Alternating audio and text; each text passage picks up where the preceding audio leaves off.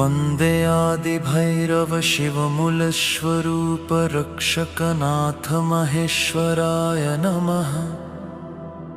वन्दे परमभैरव परातत्त्व अविनाशी स्वरूप महेश्वराय नमः। वन्दे कालभैरव समयनियन्त महावीर प्रभो महेश्वराय नमः। नमः शिवाय च महाकाल भैरव प्रलयबोधक शिवांश महेश्वराय नमः।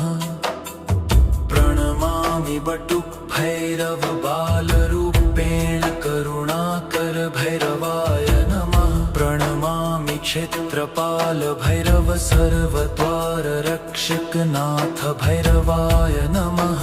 प्रणमामि कपाल भैरव वैराग्य बोधक शूलधर भैरव।